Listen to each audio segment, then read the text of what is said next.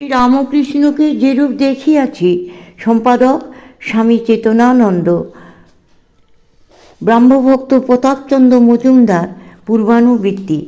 এরপর হয়তো তিনি আসেন কৃষ্ণের প্রসঙ্গে, যাকে তিনি প্রেমের অবতার রূপে উপলব্ধি করেন। তিনি বলেন, লোক সমক্ষে কৃষ্ণের রূপ যেভাবে অঙ্কিত করা হয়, সে কৃষ্ণের মুখখানি দেখুন। পুরুষের অথবা নারীর কোন মুখের সঙ্গে সাদৃশ্য? কামভাবের আভাসমাত্র কি আছে এই মুখে? পুরুষালী রুক্ষতার লেশমাত্র নিদর্শন? কৃষ্ণের মুখ কমনীয়, নারী মুখ এতে পূর্ণ মাত্রায় আছে বালকের লালিত্য ও বালিকার লাবণ্য। তিনি তার বহুমুখী ও বহুরূপী ভালোবাসা দিয়ে নর নারীর হৃদয় জয় করেছিলেন ও তাদের ভক্তিপথে নিয়ে এসেছিলেন। স্বর্গীয় প্রেম যে প্রত্যেকটি পবিত্র মানব সম্পর্কে রূপ নিতে পারে, তা প্রমাণ করা শ্রীকৃষ্ণের মহান ব্রত ছিল। বৃদ্ধ পিতামাতার হৃদয়ের সমস্ত ভালোবাসার অধিকারী স্নেহময় শিশুরূপে, সখী বন্ধুদের গভীরতম আনুগত্য ও ভালোবাসার পাত্র প্রেমময় সাথী ও সখারূপে এবং নারীদের পূজ্য প্রভুরূপে কৃষ্ণ হিন্দুস্থানে ভক্তিধর্মে প্রবর্তন করেছিলেন। কৃষ্ণের রূপমাধুরী ও চরিত্রের গভীরতা আজও মানুষের বোধসীমার অতীত। তারপরে সাধু বলেন, তিনি এই জাতীয় প্রেম ভক্তির অভিজ্ঞতা উপলব্ধি করার জন্য দীর্ঘকাল গোপ ও গভীর বেশি ছিলেন।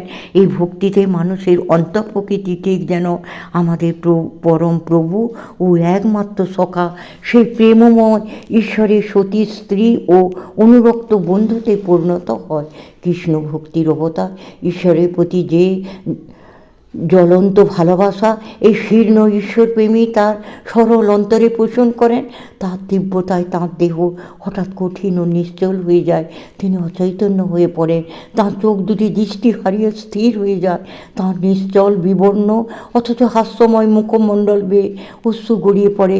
এই বাহ্য জ্ঞান হারানোর মধ্যে একটা বিশেষ তাৎপর্যপূর্ণ অতীন্দ্রিয় ভাব আছে। যখন তার সকল বাহ্যিক ইন্দ্রিয় অনুভূতি চলে যায়, তখন তিনি স্বীয় আত্মার মধ্যে কি অনুভব করেন, কে বলতে পারে?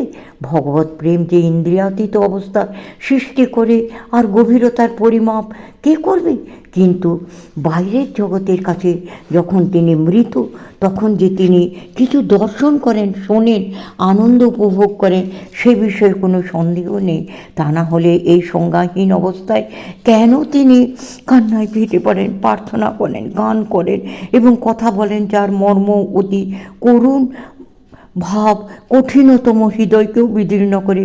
যে ব্যক্তি পূর্বে ধর্মের প্রভাবে কখনো অশ্রুপাত করেনি, তারও চোখ অশ্রুতে ভরে যায়। ক্ষণে ক্ষণে তিনি কালীর কথা বলেন, কালীকে তিনি মা বলে ডাকেন। কালী মূর্ত শক্তি, ঈশ্বরীয় শক্তি, যা দেখা যায় নারী চরিত্রে ও প্রতিপত্তিতে। কালী প্রকৃতি স্বরূপা, তিনি সকল অত্যাচারীকে দমন করেন। তিনি তার স্বামীকে মাটিতে শায়িত করে তার বুকের উপর চরণ স্থাপন করেন। তিনি সকল জীবকে মায়ামুগ্ধ করে জয় করেন। তার যেসব সন্তান তার কাছে মা বলে আসে এবং তার চরণে শরণ প্রার্থনা করে, তিনি তাদের মুকুট দান করেন ও রক্ষা করেন। প্রচণ্ড শক্তির বলে তিনি এই কাজ অব্যক্তরূপে সম্পাদন করেন। তার মাতৃসুলভ আবেদন ভক্তদের হৃদয়ে সন্তনাকৃত স্নেহ অনুরাগ জাগিয়ে তোলে। রামপ্রসাদ সেনের অপূর্ব ভক্তিভীতির মধ্যে মায়ের জন্য সন্তানের যে ভাবাবেগ অভিব্যক্ত হয়েছে, তা কালী উপাসনার বাস্তবতা ও কার্যকারিতার বিস্ময়কর প্রমাণ। আমাদের সাধুর মতে শক্তি পূজা হলো শিশুর মতো সমস্ত অন্তর দিয়ে ঈশ্বরের মাতৃত্বের প্রতি পরমানন্দে আত্মনিবেদন। নারীর শক্তি ও প্রভাব এই ঈশ্বরীয় মাতৃভাবের প্রতীক। সুতরাং নারীর সঙ্গে আমাদের বন্ধুর শারীরিক কোনো সম্পর্ক নেই। পুরুষের পক্ষে মাতৃভাব ছাড়া অন্য কোনোভাবে নারীকে জয় করা সম্ভব নয়। নারী তার মোহিনী শক্তি দিয়ে সমস্ত জগৎকে ঈশ্বরের ভালোবাসা থেকে দূরে রাখে। নারীর অবর্ণীয় শক্তি উচ্চতম পবিত্রতম সাধু সন্তদের ইন্দ্রিয়াশক্তি ও পাপের জগতে নামিয়ে এনেছে। কাম সম্পূর্ণরূপে জয় করা ছিল রামকৃষ্ণের সারা জীবনের আকাঙ্ক্ষা। তিনি বলেন, সেই উদ্দেশ্যে তিনি বহু বৎসর ধরে নারীর প্রভাবমুক্ত হতে আপ্রাণ চেষ্টা করেছিলেন। এই মুক্তি সাধনায় নির্জন নদী তীরে তার হৃদয় বিরাদী ব্যাকুল আবেদন ও প্রার্থনা বহু লোককে আকৃষ্ট করত। তাকে কাঁদতে দেখে তাঁরাও কাঁদতেন, আশীর্বাদ না করে পারতেন না এবং সমস্ত অন্তর দিয়ে তার প্রার্থনার সাফল্য কামনা করতেন। ইন্দ্রিয় অনুরাগ যা তার কাছে ছিল আতঙ্ক, তিনি তা জয় করতে সফল কাম হয়েছিলেন। যে মাকে তিনি উপাসনা করতেন অর্থাৎ কালী মাতা, তাকে জানিয়ে দিয়েছিলেন যে যত নারী আছে সকলেই তার এক একটি রূপ। সেই জন্য তিনি এখন প্রত্যেক নারীকে মাতৃজ্ঞানে সম্মান করেন। নারী এমনকি ছোটো ছোটো বালিকাদের দেখলেও তিনি মাথা নিচু করে প্রণাম করেন। ছেলে যেমন তার মাকে পূজা করে, সেই রকমভাবে তিনি অনেক নারীকে মাতৃজ্ঞানে পূজা করার আগ্রহ প্রকাশ করেন।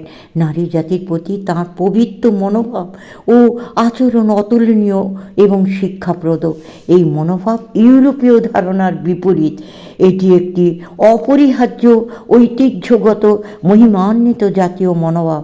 হ্যাঁ, হিন্দু নারী জাতিকে সম্মান করতে জানে। তিনি ভক্তিতে বাকশক্তি হারিয়ে ফেলেন এবং সমাধিমগ্ন হন। যদি তার সমস্ত বাণী লিখে নেওয়া যেত তাহলে তা এক অস্বাভাবিক ও সামান্য মহাগ্রন্থ হয়ে দাঁড়াতো।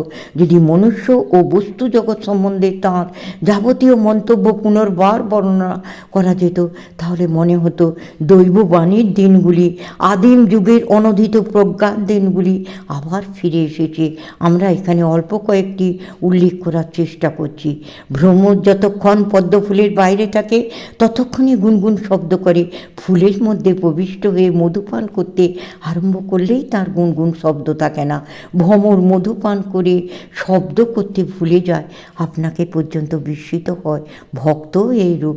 নির্মল স্রোত জলে ঘোড়া বা কলসি ডোবাবার সময় বকবক করে কতই না শব্দ হয়।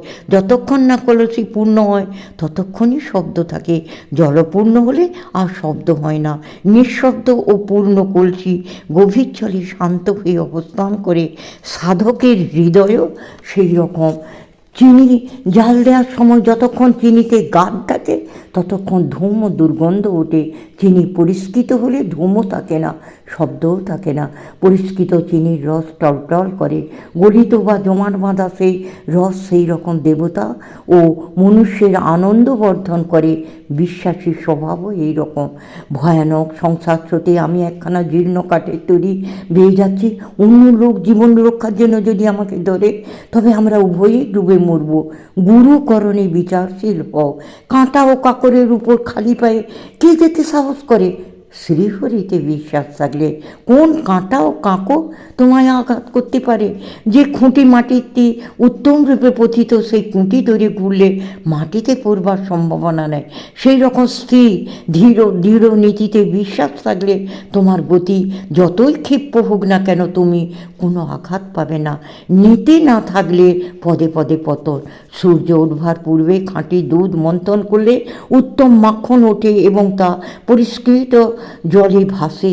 সূর্যোদয়ের পর ঘোল টেনে যে মাখন বার করা যায় তা ঘোলের সঙ্গেই লিপ্ত থাকে, পৃথকভাবে জলে রাখা যায় না।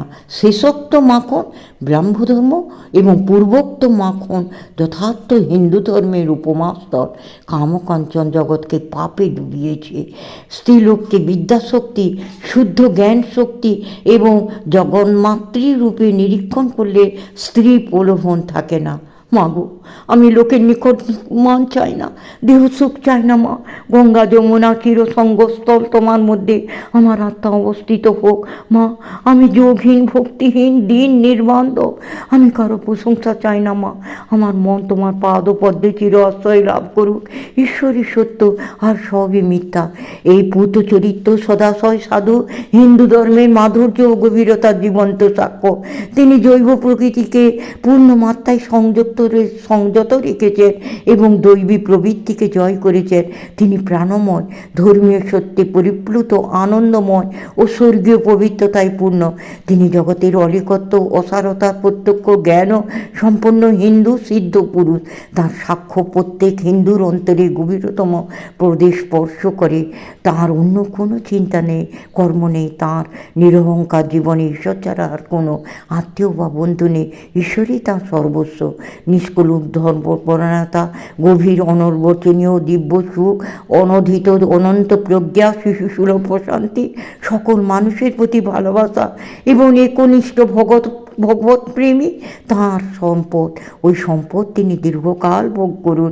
ধর্ম জীবন সম্পর্কে ব্যক্তিগতভাবে আমাদের আদর্শ ভিন্ন, কিন্তু যতকাল তাকে আমরা আমাদের মধ্যে পাচ্ছি ততকাল সানন্দে তার চরণ প্রান্তে বসে পবিত্রতা, বিষয় বিমুখতা ও আধ্যাত্মিকতার শিক্ষা এবং সেই সঙ্গে ঈশ্বর প্রেমে মাতোয়ারা হওয়ার সুমহান শিক্ষা ও উপদেশ আমরা গ্রহণ করব।